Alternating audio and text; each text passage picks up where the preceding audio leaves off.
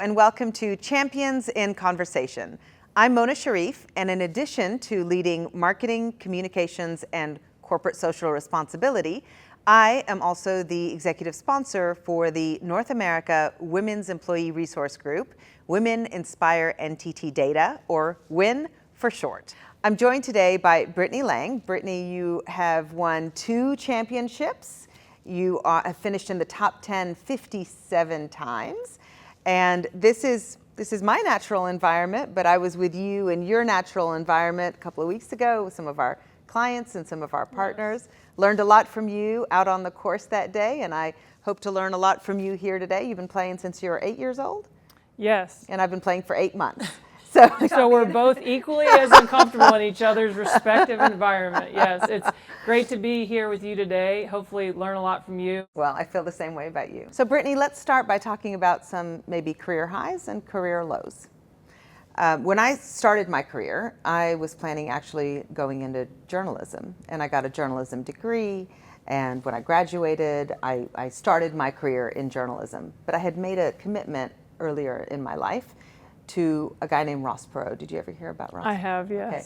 So I committed to him that I would work for his company at some point in my career. And even though I'd started out in journalism, I felt like I had to come through on that commitment. So I worked for EDS in a communications capacity, but I was surprised how much I loved IT services and how exciting it was to be in IT services. That's how I came into That's very impressive for a female to be in the business like that. What was it that got you into that, being primarily male-dominated? What got you into the IT business? I guess I didn't realize that it was male-dominated at the time. I mean, I realize it That's now, a good answer. looking back, but at the time it was just a really exciting industry and a really great space to be in. And I had made this commitment, so I was like, okay, I'll do it temporarily, but I didn't think I was going to do it for my entire career. And now here I am 30 years later. Now it kind of feels more like a career high because yes. I love what I'm doing and I love the people I'm doing it with. That's impressive, and I love that you stuck to your commitment to Ross. That's a very cool story. You don't live in Texas and not stick to your commitment to Ross Perot. Amen. What about you? What were some of your career highs, career lows? What was your career trajectory? I have been so fortunate in my career. I started playing when I was 8, had a very supportive family. Went through the ranks, played junior golf, amateur golf, and had success, college golf at Duke. And my dream was always to be a professional golfer. From when I was 12, I only focused on golf. And I just, probably much like you, I saw myself being successful, which I'm sure you did, at golf. Like I saw myself doing that. And again, I've been so fortunate with a supportive family and just a nice life. And I was so fortunate to play on the tour, and it was a dream. It never felt like work. It was a dream. I loved it. I love golf, loved being out there, always had fun. And I'm very successful. I feel like, I always say, I feel like I underachieved because I feel like I wasn't as mentally strong as I could have been. But with that said, I'm very, very proud of my career. Let me just make sure I understand. 2-time champion. You finished in the top 10 57 times, and you feel like you underachieved? Yeah, it's funny. No, I'm very proud of my career.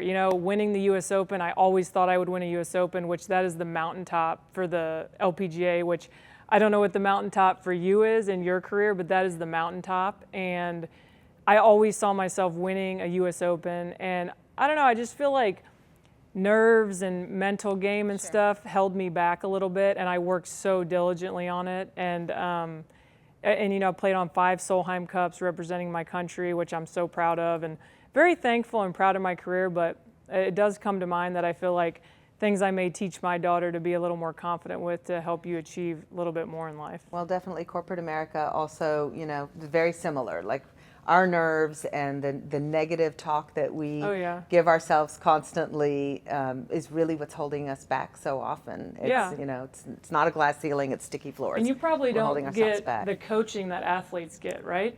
On certain things like that? I have to ask for coaching. When you ask for it, you get it, but no, it's not as constant. And But it's something I worked out all the time. But again, very proud of my career. It was an awesome time. it was a dream, so I never felt like I was working, which I don't know if you feel like that. I kind of feel like that today. Like I it's a finally dream? kind of feel like that. Like it's so much Yeah, fun that it that's doesn't awesome. feel like work. That's awesome. Yeah. So talk a little bit about some of the coaching, some of the mentors you've had, some of the people that you've learned from. Tell us a little bit about them. Yeah, I had great parents, number one, just a great set of parents that let me learn to love golf. And I attribute still playing to this day at 37 to them, because you see a lot of parents just, they want their kids to play so bad and they want it and they do it. Whereas I feel like my parents allowed me to grow a love for the game, and I still love the game. And I'm thankful for them. But I had a lot of great people in my life. With regard to the LPGA, with mentors, I always looked up to Lorena Ochoa. She was a Mexican golfer and absolutely amazing. How did she impact your career? You know, I was first coming out on tour and she was kind of winning a lot. Like, I think she was winning 5 to 8 times during the year, which is insane. However, that's not the reason why I looked up to her so much. She was so kind to everybody, just a great person. So when I first came out on tour, I saw her, not only did I see her kicking everybody's butt, she was kind to everybody, and I just thought that was cool. And she was my role model, because I always wanted to take the time to talk to that little girl who was there wanting that autograph. Yeah. Not only give her your autograph, but what's your name? Do you play? You know, encourage them. I was that little girl, you know. Lorena was that little girl. You were that little girl, you know. I agree. I think in corporate America, you have so many leaders and so many mentors, great leaders that you learn so much from, and you know, there's over a dozen that I attribute my growth in my career to. And then there are some who teach you things that you never want to emulate. I mean, to your point, like you learn the kindness, but you see the bad behavior and you say, okay, that's not behavior I ever want to emulate or which is still growth and learning as well. Who impacted your career the most in your life? There are so many people who impacted my career. I mean, I think of Gail Rigler, I think of John McGuire, I think of my current boss, Bob Pryor, who did coach and guide and mentor me and encourage me to do things that I was even uncomfortable doing. Right. And to your point about great coaches, I remember having just come, I was still on maternity leave when a guy named Chong Ung contacted me and said, "There's this great, you know, leadership opportunity. Do you want to take it?" The executive team told me to take your name off the list because you're still on maternity leave. But I was like, no. Yes, I want it. Thank you for and I, to this day, you know, thank him for doing that. That's awesome. He changed my life. Yeah, that's a great story. Let's talk a little bit about, I know you've talked publicly about the challenges you had bringing Shay into the world. Yes. And you delivered a child during COVID. I did. Talk a little bit about that experience and how you got through it. Yeah, I mean, just like with any job or career, I have had highs and lows with regard to my golf game, but again, have been successful on the tour. I've been lucky that I haven't had a lot of challenges per se, but after I had Shay, I had experienced a little bit of postpartum with her, and I'm kind of an open book. I get things out there and honesty and talking, and I didn't really know what I was feeling. And again, kind of being a blessing having her during COVID, we got to be home, but Shay's pediatrician had me fill out a questionnaire, and when I filled it out honestly, of course, and she told me, you know, she goes, "You're not doing very well." And I said, "Yeah, I don't feel like I'm doing well." And that's when my husband was like, "Well, you didn't tell me anything about this," which I don't usually hold back telling him things, but I didn't really know how to communicate it with hormones going everywhere. And completely understand. it was quite awful. You know, like I said, I've been fortunate that I haven't had a lot of career lows, but that was probably some of the lowest points I've ever felt, because you have this happiness with your family, but you're so happy to have that baby, yes, and then you don't know what you're feeling, and it's confusing. Yes. And well, good for you for and saying I got something. help, and my mom getting help. She spoke to me about it, so I called my friends and my mom, and my husband helped once he realized the problem, and it was well, and you're setting really an great. example also by talking about it and Yes. making sure that, you know, people who are going through it now. Yes, I actually had a great recovery, and great. even though I had a C-section, great recovery and Good. stuff like that. But with COVID, they shut down the LPGA travel. So we got to be home with Shay, which was such a blessing. Oh my gosh. Yeah. So I didn't have to power through to get back, maybe have an injury, you know what I mean? Yes. Or travel with her. Yeah. You know, then when we started traveling at 6 months, she was sleeping, I was healthy. So it was actually good for our that's family. Good. And you're able to take her on the tour? Yes. Yeah, they great. have a daycare and she comes with me every week. Yeah, we didn't have a daycare when I had my kids over 20 years ago. You sound like the LPGA ladies they're that I talked to. Like, we didn't have take any advantage of, of what we, you know, it's true. We didn't have a daycare. I didn't take maternity leave.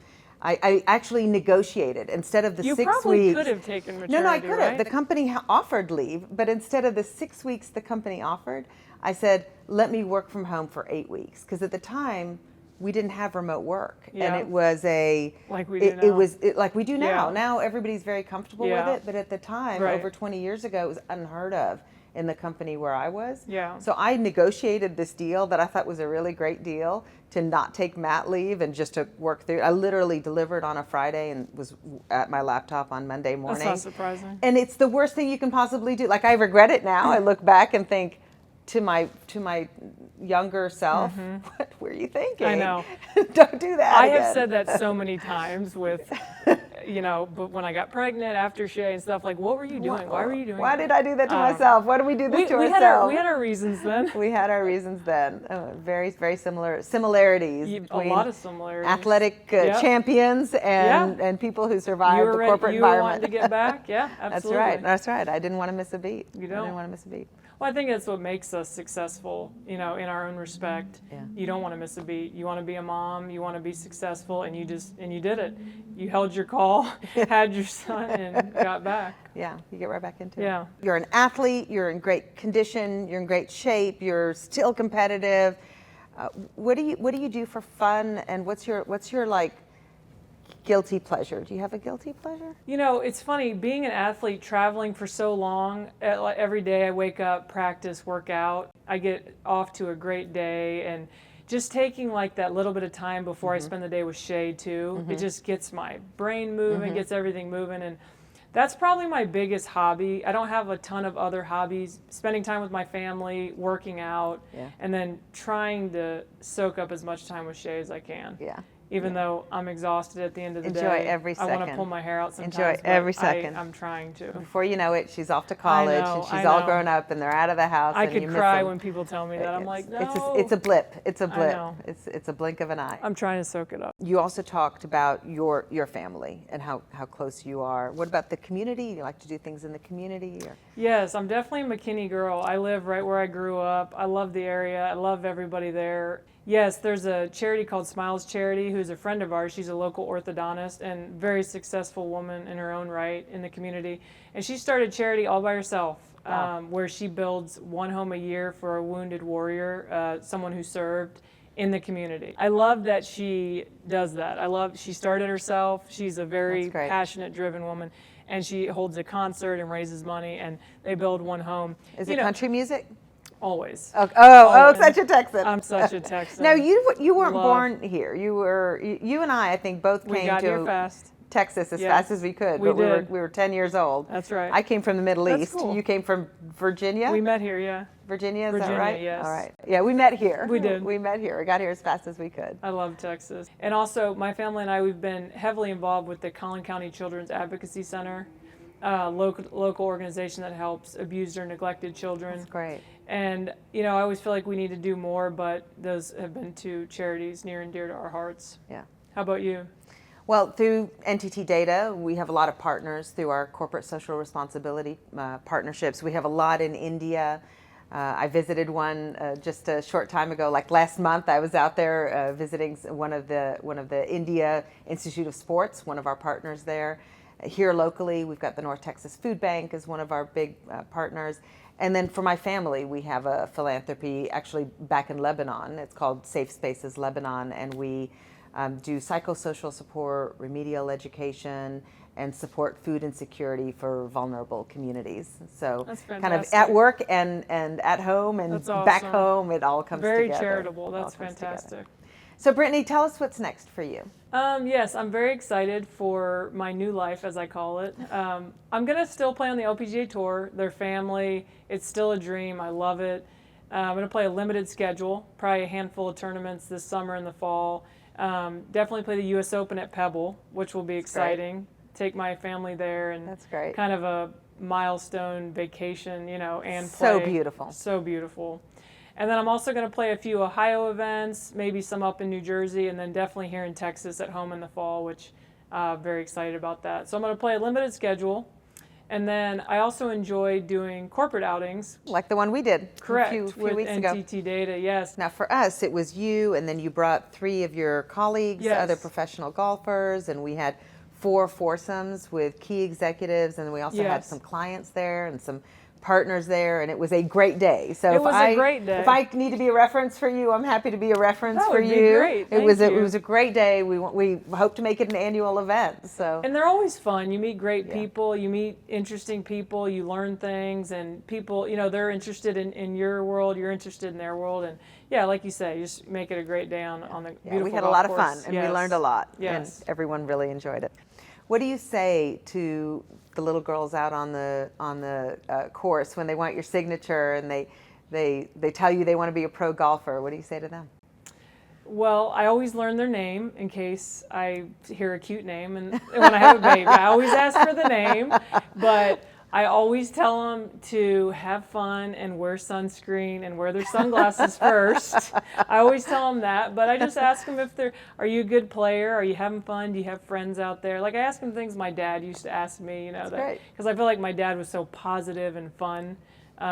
So I always ask them that and tell them I'll see you out here soon. You're going to be That's out great. here, lift them up. That's great. Yeah. That's it is Lift 'em our up. responsibility to lift up the next Absolutely. generation.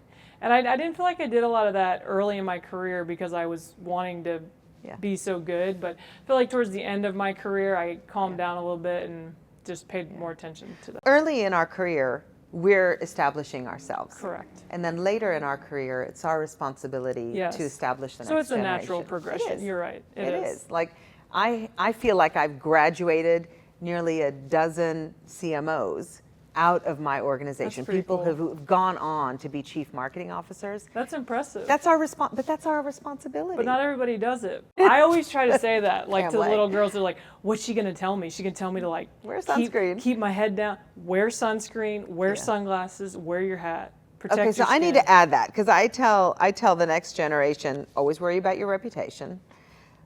Always be resilient, adaptable, learn, grow. You can learn from every experience, even the hard ones, even the bad ones, even the when you learn the mistakes. most. That's when you learn the most. But I'm going to add, wear sunscreen.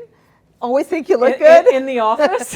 Sunscreen is the That's first why thing your goes on skin my is face. so pretty, Sunscreen 'cause is the you first bend thing that goes in. on my face That's why you look every so day. good. Even if I'm going into the But I office. tell Absolutely. these girls, I'm like, wear your sunscreen. If you're going to be a golfer, you're That's outside great all day. advice. Yeah. That's great advice. Yeah. Well, it's been, I could talk to you all day. It's This been has such been a fun. pleasure having you here in our environment. It's great to I be here. really enjoyed being out on the course with you and your Yes. colleagues a few weeks ago. I could talk to you all day, but And I wish you luck with your thank golf you. game. Thank you. I need a lot of luck with my golf game. We can work on it. Okay, I hope so. Thank you, Brittany. Thank you Now, for having me. Thank you for being here. Thank you. It's been a pleasure.